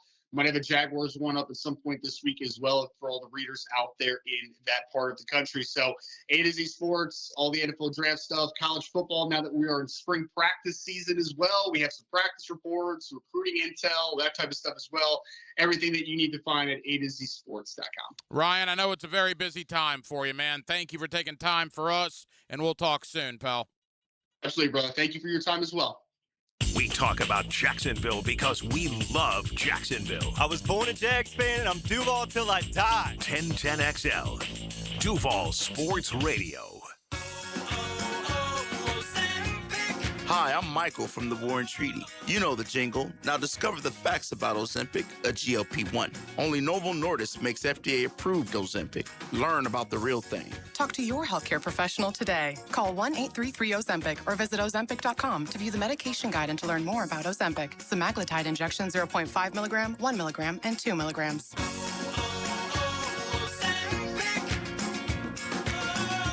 Jeff Breyer, president of Lifetime Enclosures and Lifetime Flooring. And I'm Nikki Sema. My dad started in business when I was just 4 years old, and now we're 35 years and 20,000 satisfied customers in, and literally have a showroom in every neighborhood. So whether you're looking to revitalize your home with new flooring or need more outdoor living space with a glass or screen enclosure, we've got you covered. Visit our websites and don't forget to stop by our showrooms during our open house and cookout this Saturday from 10 to 3. Come see affordable luxury, experience a lifetime difference, and receive additional open house discounts. My Gate Rewards members, this deal is just for you. Right now, grab any 2 12-ounce Red Bulls and get 2 of your favorite roller grill items for just $1. When you need a boost, Gates got you. See store for details. If fishing is in your DNA, hop in the boat with Captain Kevin. It's the Ring Power Fishing Forecast Show, brought to you by Awaken 180 Weight Loss and Royal Pest Services. Thursday nights at 6 on 1010XL AM. 1010XL, presented by Farah and Farah, exclusive injury law firm of the Jacksonville Jaguars. Still present, ready. Farah doesn't flinch.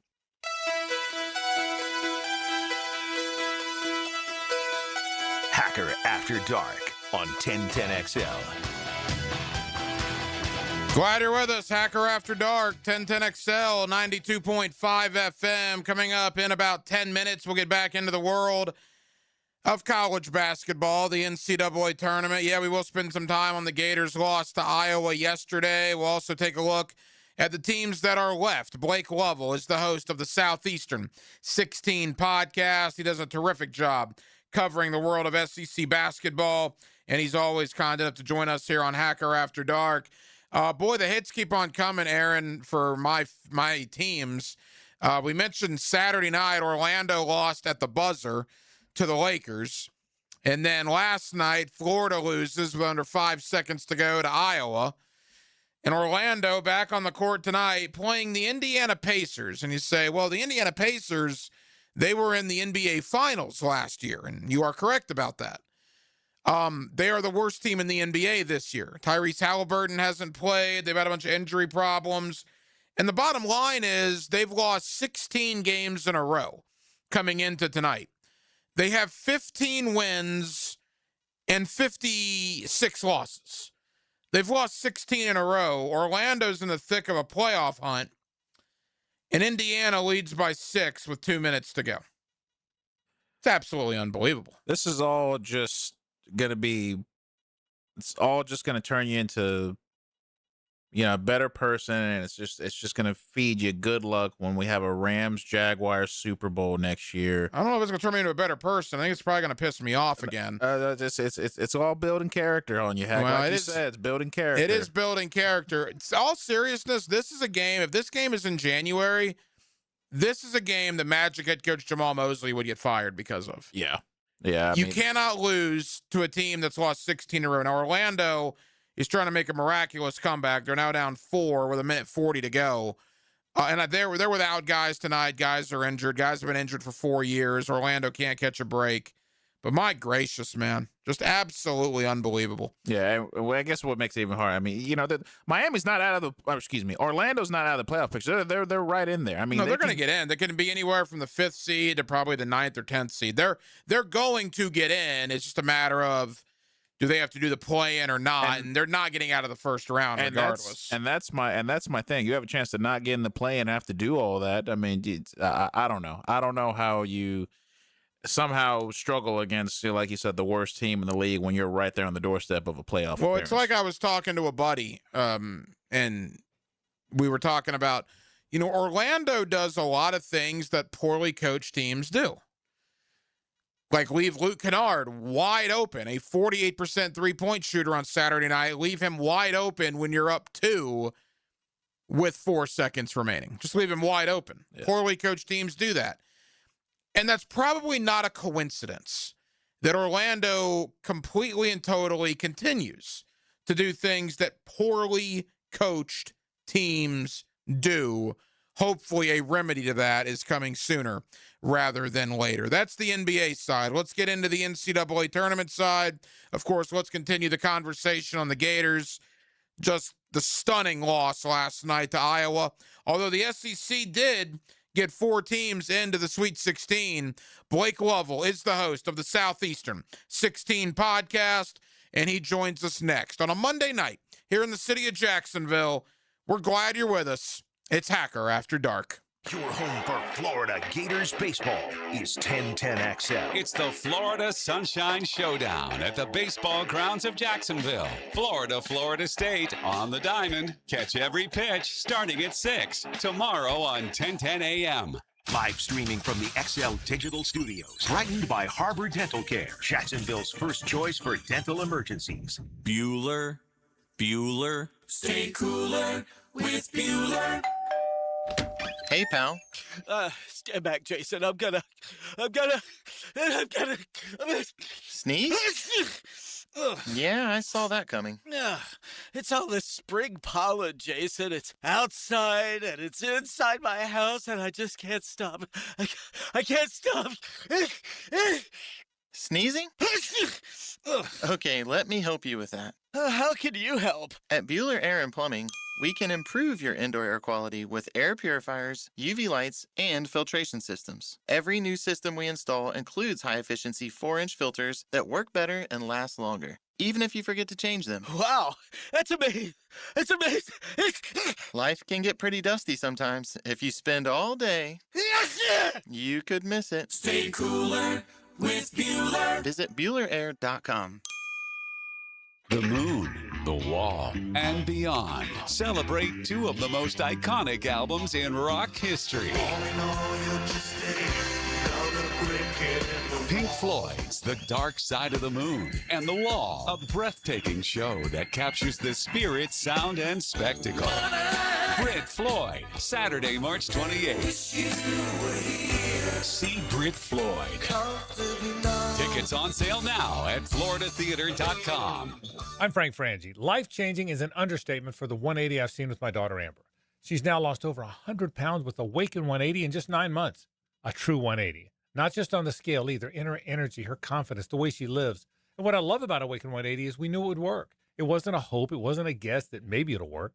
Amber started the programming knowing this was going to be her solution.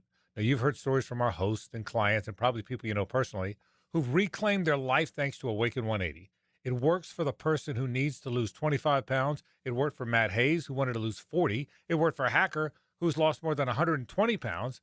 And it's worked for Amber, who's well over 100. That's why I believe in it. Whatever your scale number is, call the number that will work for you. 844-346-1800 or online at awaken180weightloss.com.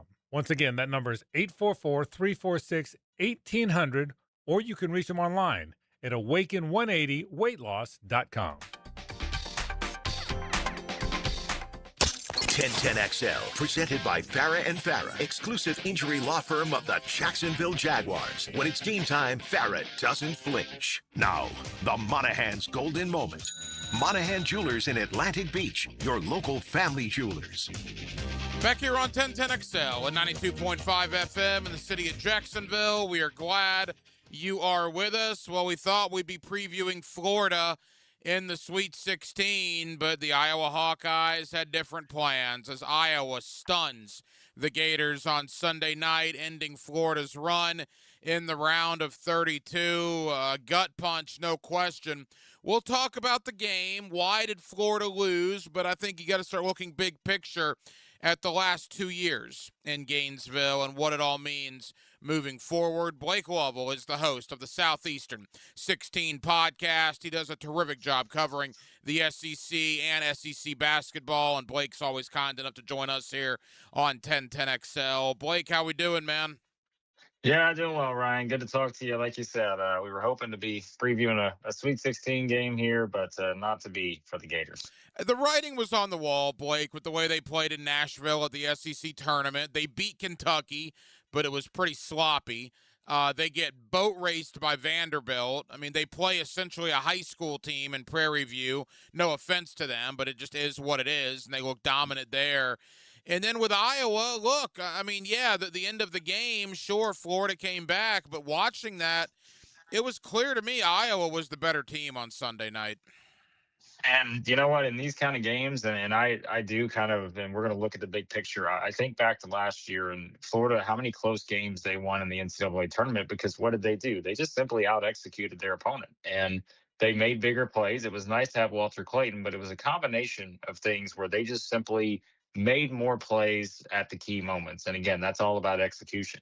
And I thought really from the start of this game, if you want to talk about Iowa's game plan, they executed their game plan from the start. The first 20 minutes I thought were just so bizarre in terms of Iowa sort of beat Florida in some of the things that you're just like, there's no chance that Iowa can be able to do that, whether it's being physical with the front court, doing things that just allowing them to get open shots. And then you get to the final stretch of the game. And that's where, again, I just look at it from a pure basketball executing the strategy game planning standpoint.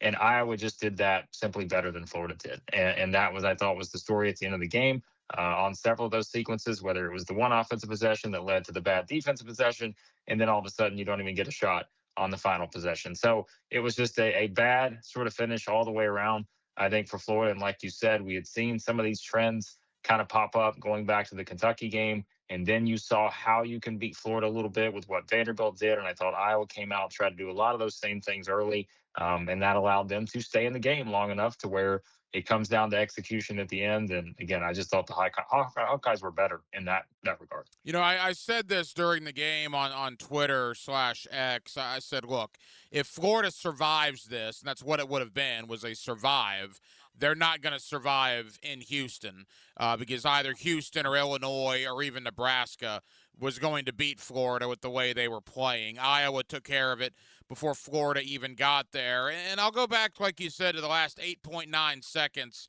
I love everything about Todd Golden. In fact, I'm an Orlando Magic fan, and I got some grief on social media for even mentioning the notion that Orlando's job might come open, and one of the people I would call is Todd Golden, and I feel very strongly about that.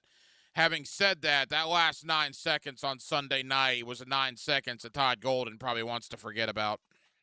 Yeah, I think so. It was just, man, what a rough finish. Again, it's just, you think about kind of the setup and, you know, if you start with the defensive possession and then, of course, you get to the offensive possession, like on the defensive side. And I know he said after the game, you know, from an analytics standpoint, like we knew, like they can be very unconventional at times and it's not going to be the popular thing. But if they were going to say, hey, we're going to try to foul, we're going to try to get this thing to a situation where we're going to make them hit 2 free throws, maybe one of their average free throw shooters, and we feel good about our guys, you know, one of the best front courts getting the rebound, then that's fine. Like, it is going to be something where people are going to look up and say, well, how could you possibly do that? Just simply contest, right? Just contest the shot, and maybe it's one play, win it, or you know, get beat on a contested 3. So what? I think just how that possession started, and you could see it, right? Like, I mean, right from the very beginning, you're seeing Boogie trailing there, and I'm like, oh my goodness. Like, if they get the inbounds pass here and they're leading this guy, somebody's going to have to run and help, and that's going to leave somebody wide open. And that's exactly what happened. And it was just simply, of all the possible 3 scenarios I think that could have played out there, you got the worst case scenario on the defensive possession. And then on the offensive possession, I get what they were trying to do, because you are going to just say, all right, let's let our point guard take it all the way down. We have a little bit of spacing here. He's going to take it down into the corner, and he's going to drive the lane, and either he's going to have a shot, or, you know, the defense is going to collapse and help, and you're going to kick it back to someone at the rim. But to not even get a shot off, to just kind of be in that position. And, you know, maybe that kind of sums it all up, right? Because, again, a lot of the story this year, and I'm going to say this quickly, like, yes, it was frustrating with how the guards played to finish the game, but really what put Florida in that position, to me, was not necessarily the guards. I know the numbers wound up looking good for some of the big men, but this was a uncharacteristically sort of lackluster performance as a whole, I thought, from the Florida front court. And we just not seen that this season when you look at what those guys have produced. But yet, at the end, you don't have a guy like Walter Clayton who can come out and just simply get you out of one of those jams, come down and get an open shot, or put the ball in the right position. And again, it's the little things like that that Florida did not do well in this game. And like you mentioned, Ryan, whether they advance or not, I don't know that they would have done the little things well enough to get out of the next game or the next one. Blake Lovell, host of the Southeastern 16 podcast, is with us here on 1010XL in Jacksonville. I want to look big picture in a moment, but for the here and now, moving forward, obviously Thomas Houck has a decision to make. I would think he's going to go. All mock drafts would indicate he's a mid-first rounder. I don't know why you would necessarily come back if you're projected to be a mid-first rounder. I do think Condon and Chinulu are a little more interesting. Now, both guys, I guess, declared last year, but were able to come back after they tested the NBA waters. They both decided to come back. Almost every mock draft you see, Blake, has Condon and Chinulu as second-round selections. In the land of NIL, I don't know what would be better for them, to come back to Florida with NIL or to be a second-round draft pick in the NBA. So, again, I think Houck is gone. I think Condon and Chinulu are a little more complicated. What's your thought there?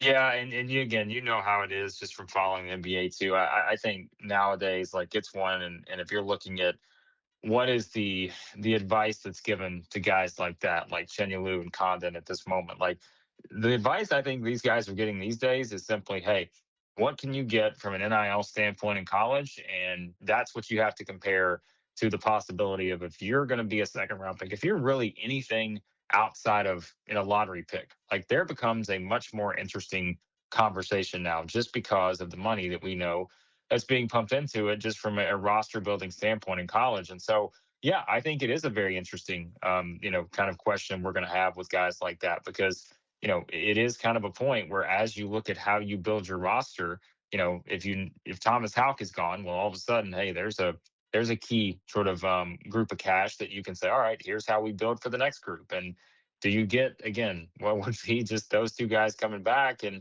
having a chance to improve their draft stock even more, while at the same time maybe being in a position where they're earning more money and have a little bit more guarantee in terms of their financial incentive there. So yeah, it's going to be interesting, and we're going to have those same questions about a lot of these guys in the SEC that are kind of hovering around that same range, whether it's early second round, mid second round, something like that, or again, even if it's a guy that's late in the first round. Like, there are going to be decisions that have to be made now, just based on, again, what your school is offering you and that kind of stuff. So yeah, it becomes a little bit more complicated than we were used to seeing. I want to focus on the SEC teams that are left. There are 4 that did advance to the Sweet 16, but big picture on Florida. Look, I mean, a national championship, and I said this last night. I mean, last night sucked, obviously. I'm not breaking any news there. But I do think that when you put it into perspective, as the sun rose this morning, all right, you win a national championship. You are 5-4 to begin this year, and then you rattle off whatever it was, 23 out of 26 or whatever it ended up to be. I mean, it was an incredible 2-year run. It ended horrifically. It was a gut punch. But I think as Gator fans get farther removed from what happened against Iowa, they'll look back on what an amazing 2 years this was.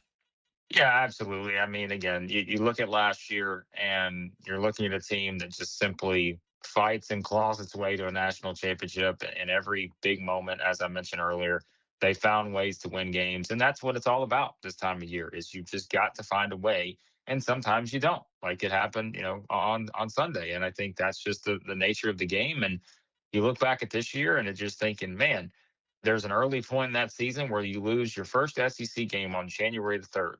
And if you'd have told any Florida fan that you're going to lose your first SEC game as soon as you start conference play, and I'll give you a 16-1 record after that, of course you're going to be fine with that, to go 16-2 in the league. And so it is, and still statistically, the best league in the country. And so I think from that standpoint, you're looking at this, and sure, it didn't finish the way you wanted to. It was always going to be a challenge to go back to back. There's no question about it. It's frustrating to lose in the second round. But at the same time, you look at the state of the Florida program, and it's funny, Ryan. I had someone text me yesterday, and they were like, hey, I'm trying out this thing. I want to kind of do this exercise on ranking the current state of programs in the SEC. And, sent me a list, and Kentucky's up there at the top, and Florida's sitting there at 2. And I'm like, I get it. But at the same time, I don't think there's anyone that's more happy with where they sit, heading into when I got that text yesterday, probably, maybe not so much right now based on the loss last night, than Florida. How could they be? Because you look at the setup they have, you look at the NIL, I think just the way they've structured it, you've got a guy who's won a national championship. He's going to be coveted by everyone out there. But if you look at the situation Todd Golden has at Florida and what he's put together, I don't know how many other programs in the country that would take what Florida has right now. Blake Wobble is the host of the Southeastern 16 podcast. 4 teams advanced to the Sweet 16 out of the SEC. Boy, we were an eyelash away from getting 6 back in. Vanderbilt, what a gut punch for the Commodores. Florida as well. But, I mean, you look at Arkansas and Alabama and Tennessee and Texas, the surprise of the tournament. What's your thought on the 4 teams that are left? Yeah, the common denominator there is they're all going to be underdogs in the Sweet 16, and I think it makes sense because at some point or another this season, Arizona, who I think is the best team, Michigan, you've got Purdue, and you've got Iowa State as the opponents, and at some point they've all looked like the best team in the country, whether that was back in November, January, now, whatever. And I think that's the big challenge. Could the SEC go 0-4 in the Sweet 16? They absolutely could, because they're going to be underdogs in every one of these games, and so I think it's going to be interesting to me to see how these teams are able to keep some of that momentum going, especially to me with teams like Texas and Tennessee, because Texas gets there as the 11th seed. You're having to play Purdue. Texas defense been so much better, but how does that, going from playing the 3 games in 5 days, having all the momentum, now you get this layoff, and now you've got to prepare for this Purdue team, who, again, at its height offensively, most efficient offensive team in the country. And then with Tennessee, they're always susceptible to those 7-minute stretches where they don't make a field goal. And yet now they got to go in and try to protect the ball, which has been one of their biggest issues against an Iowa State team that forces a lot of turnovers. That could look like Kentucky Part 2 if Tennessee doesn't come out and take care of the ball and make some shots. I truly believe that. And then I'm very intrigued by the Michigan and Arizona aspects of this for Alabama and Arkansas. These are two of the highest octane offensive teams you're going to find. And yet they're both 8.5 to 10.5 point underdogs in these games. And that is showing you just how good Arizona and Michigan have been this season. So it's a big challenge, Ryan. Right now, if you're betting on it, you're thinking the SEC might not get a team in the Elite Eight this year. And I think it's just because of the matchups they're going to have. It's going to be pretty tough. Blake, final question. You mentioned Arizona earlier. Do you still think, after what you've seen through the opening weekend, that they're the best team to win this thing? I think it really comes down to Arizona and Michigan. And I think it really, whoever wins that game, that they seem to be on a collision course in that right side of the bracket, I think is probably your national champion. And that's not to take anything away from the teams left on the left side. I think Houston and Illinois, whoever wins that one, has a pretty good path to get to the Final Four, of course, with Florida out. The top part, I think Duke, St. John's, Michigan State, UConn are all pretty good. But at the same time, I just think that Arizona and Michigan have been on a different level. And so whoever comes out of that, which I tend to think, if you're talking path, I think Michigan has the better path of the group, just based on kind of what their matchups would look like, whereas Arizona could run into Purdue. And I think, that would be a pretty fascinating game in the Elite Eight. But I look at those two teams and, at the end of the day, sometimes we look back and sometimes we overreact to losses for the best teams. And it's you still look up, and even though those two teams lost a combined 5 games in the regular season, to me, they're still the standard here. And I think one of them winds up cutting down the nets. Blake, tell the good folks here in Jacksonville about the Southeastern 16 podcast and the coverage you'll have as the Sweet 16 approaches. Yeah, you can check us out, Southeastern 16 on YouTube, any podcast app you use. Of course, we'll be previewing and reacting to all the Sweet 16 games in the NCAA tournament for the SEC, but we'll also be jumping into off-season stuff for all these teams, Florida included, as we start to look at roster construction. And before you know it, the transfers will be everywhere. And so we'll have it all covered each day here at Southeastern 16. Blake Lovell of the Southeastern 16 podcast. Blake, thank you for the time. We'll talk again soon, pal. Always enjoy it, Ryan. Thanks for having me. And thank you to Blake Lovell, host of the Southeastern 16 podcast, for joining us tonight here on Hacker After Dark, as, the shock value of what happened one day ago down in Tampa is still setting in for Gator Nation. Florida, a number 1 seed in the state of Florida against a 9 seed in Iowa. Look, I think everybody that's a Gator fan or has some sort of Gator interest listening right now was probably thinking they were going to be making plans for the Sweet 16. And for Iowa to win, and not only win, but win in the fashion that they did, with just a gut-breaking, gut-wrenching 3 with under 5 seconds to go to knock Florida out. That's a gut punch, man. And look, here in Northeast Florida, we've had a bunch of them. The Jaguar lost to Buffalo in the playoffs last night with Gator basketball. Being a sports fan in Northeast Florida in 2026 to this point has built some character, as it's been a couple of rough shots for sports fans here in our area. Florida is out. 16 teams remain. 4 from the SEC, right? Texas, Tennessee, Alabama, and Arkansas all advanced. Clearly, though, you have to think Arizona, Michigan, Duke, probably the favorites at this point as we enter the Sweet 16 on Thursday. So we certainly dedicated a lot of our program to that. We also talked a lot about the Jacksonville Jaguars, where 1 month from today, as a matter of fact, 1 month from today, until the National Football League draft. We certainly talked about that. Jacksonville with 4 picks in the top 100. Jake Bobo, the Jaguars signed him to an offer sheet on Friday, the wide receiver for Seattle. He will remain in Seattle, as the Seahawks decided to match that offer earlier today. So Jacksonville will have to look elsewhere for their wide receiver room. A wide receiver room that at the top looks pretty good, right? I mean, Jacoby Myers, Parker Washington, Brian Thomas Jr. After that, it gets a little more interesting.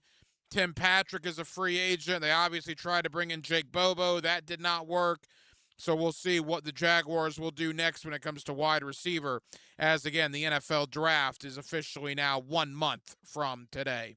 Well, that will just about do it, man. Very, very busy Monday night edition of Hacker After Dark. We certainly appreciate you guys hanging out with us here on 1010XL and on 92.5 FM.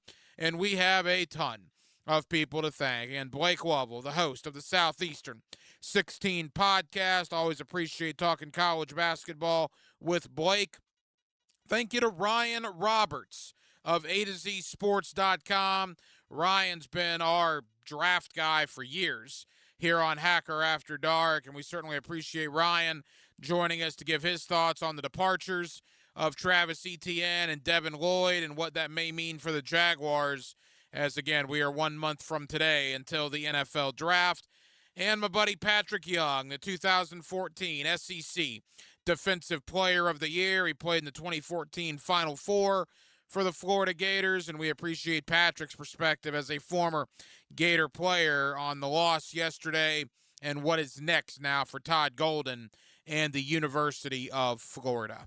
Now, we will be back tomorrow night on a Tuesday, and we will do it all over again beginning at 8 o'clock. Aaron Williams was your producer tonight. Aaron, great job as always. I'm the hacker, Ryan Green.